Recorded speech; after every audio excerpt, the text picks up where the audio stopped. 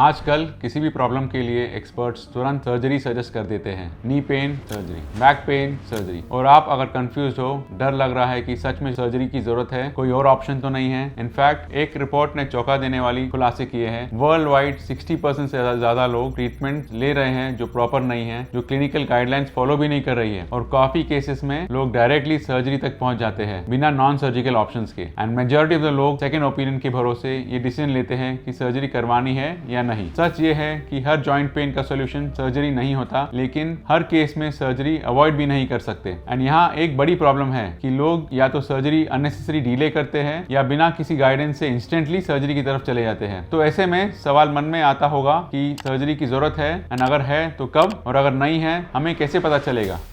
Hi, I'm Dr. Rohit Luthra, the Joint Genie, Orthopedic and Robotic Joint Replacement Surgeon at Arcus Hospital, Pune. और आज मैं आपको वो बातें बताऊंगा जो शायद कोई और सर्जन आपको नहीं बताएगा। एंड इस वीडियो में आपके सारे सर्जरी रिलेटेड डाउट्स क्लियर हो जाएंगे।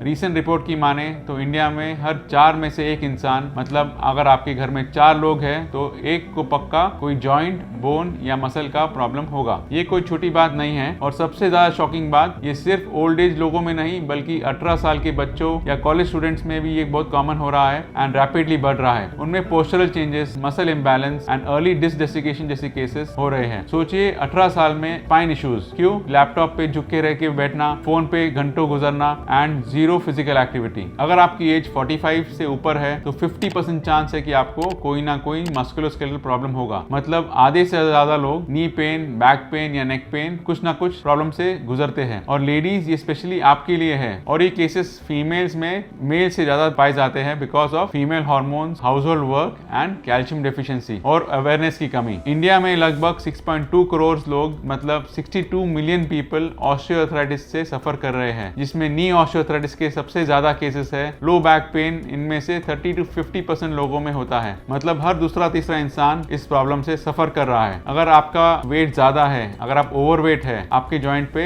ये रिस्क 2 गुना ज्यादा हो जाता है। सिंपल मैथ है, ज्यादा वेट इज इक्वल टू ज्यादा प्रेशर ऑन द जॉइंट। तो अब सवाल आता है, इतनी बड़ी प्रॉब्लम है तो सोल्यूशन क्या है? सबका आंसर सर्जरी? बिल्कुल नहीं। बिकॉज जो नंबर्स मैंने आपको बताए हैं इनका मतलब ये नहीं कि आपको सर्जरी की जरूरत है। इनफैक्ट मोस्ट केसेस में surgery is the last option, not the first. Most common orthopaedic surgeries in India. तो अब बात करते हैं उन सर्जरीज की जो आजकल सबसे ज्यादा पेशेंट परस्यू कर रहे हैं। मैं गारंटी देता हूं अगर आपको या आपके किसी जानने वाले को इनमें से कोई ना कोई सर्जरी किसी ने रिकमेंड जरूर की होगी। Number 1, total knee replacement. अक्सर 50 प्लस की उम्र वाले पेशेंट्स को ये सर्जरी करवाने की जरूरत पड़ती है, क्योंकि इसमें आपके जॉइंट जो डैमेज है उस पर हम मेटल और प्लास्टिक के इम्प्लांट्स लगा के उसको रिप्लेस करते हैं। वैसे इस केस में फिजियोथेरेपी, वेट मैनेजमेंट, इंजेक्शन से भी ट्रीटमेंट की जा सकती है, बट स्टिल काफी पेशेंट्स सर्जरी को परस्यू करते हैं। नंबर 2, हिप रिप्लेसमेंट, जिसमें आर्थराइटिस या फ्रैक्चर से डैमेज हुए हिप को हम मोबिलिटी रिस्टोर करने के लिए हम जॉइंट रिप्लेसमेंट करते हैं। नंबर 3 फिर नीज एंड शोल्डर के लिए होता है, जिसमें हम आर्थ्रोस्कोपी या स्पोर्ट्स इंजरीज की सर्जरी, जिसमें लिगामेंट टूटना या लिगामेंट को फिर से जोड़ के हम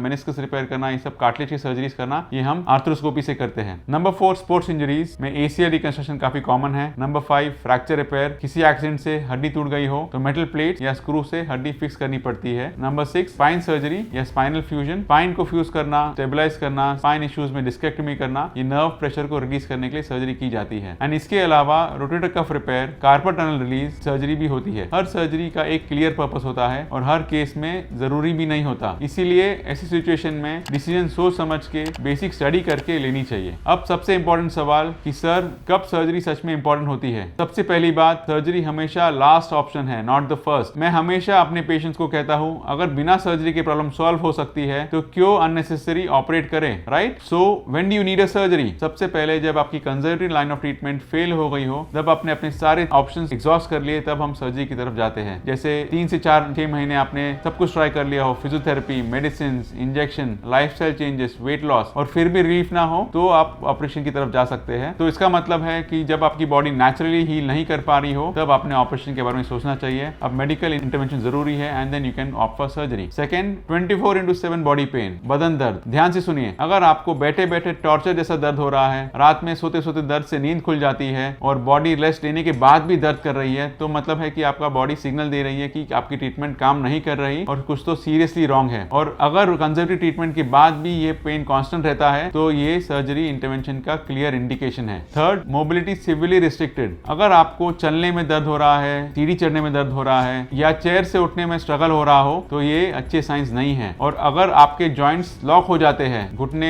सीधे नहीं हो रहे, टेढ़े हो गए हैं, एक्सरे में अगर बोन ऑन बोन आर्थराइटिस है, डिफॉर्मिटी ज्यादा हो चुकी है, आपका डेली लिविंग आप रूटीनली नहीं कर पा रहे हो, नॉर्मल चलना, बाथरूम जाने में तकलीफ हो रही है, तो इसका मतलब है आपके घुटने काफी डैमेज हो चुके हैं, आप पैर नहीं उठा पा रहे हो, झुककर आगे मोजे नहीं पहन सक रहे हो, तो ऐसे केसेस में आपको सर्जरी ऑप्ट करनी पड़ेगी ताकि प्रॉब्लम और ना बढ़े और आपकी रिकवरी जल्दी हो, आप रूटीन लाइफ वापस जी सके। अगर आपको मैनेजेबल दर्द भी हो रहा है तो आप जरूर अपने डॉक्टर को कंसल्ट करिए, because prevention is far better than cure in these cases. Specially आप अगर अर्ली स्टेज में जाएंगे तो आपका प्रॉब्लम बढ़ेगा नहीं एंड आप अपने ऑपरेशन को अवॉइड कर सकते हैं। ऑलराइट, अब मैं आपको वो प्रैक्टिकल चेकलिस्ट देता हूं जो आपकी हेल्प करेगी। इसको सेव कर लो, स्क्रीनशॉट ले लो और अपने पेरेंट्स के साथ शेयर करिए। अपने सिम्टम्स चेक करिए कि पेन कैसा हो रहा है, बॉडी सिम्टम्स क्या फील कर रही है, क्या आपको कोई नमनेस हो रही है। तो आपको ये 6 मंथ्स रूल फॉलो करना है। हर केस में सर्जरी पे जंप मत करो, पहले आप 4 से 5 बार प्रॉपर फिजियोथेरेपी 3 से 6 महीने तक करिए। मेजॉरिटी लोगों में इससे सर्जरी डिले हो सकती है या आप अवॉइड भी कर सकते हो। स्टेप 3, अपना फाउंडेशन चेक करो। विटामिन डी लो है तो डाइट में इनके सोर्सेज ऐड करिए, सनलाइट एक्सपोजर लीजिए। अगर वेट ज्यादा है तो 5 to 10% वेट कम करने से आपका आधा प्रॉब्लम सॉल्व हो जाएगा। अगर मूवमेंट कम है तो अपने डेली रूटीन में आप 30 मिनट्स का मूवमेंट ऐड करिए, इससे आपको बहुत रिलीफ मिलेगा। स्टेप 4, अगर सर्जरी जरूरी है तो समझ के चूज करो, robotic versus traditional, precision matter करती है। एक एक्सपर्ट डॉक्टर से कंसल्ट करो, अपने सर्जन से ये जरूर पूछो what's my revision risk with both the options, क्योंकि at the end of the day ये आपकी बॉडी है, आपका डिसीजन है। I am doctor Rohit Luthra, the joint genie, और मैं यहाँ हूँ आपको सही इन्फॉर्मेशन देने के लिए। ऐसे और इन्फॉर्मेशन के लिए आप मेरे से जुड़े रहिए, हमारे चैनल को लाइक और सब्सक्राइब करिए। बहुत बहुत धन्यवाद।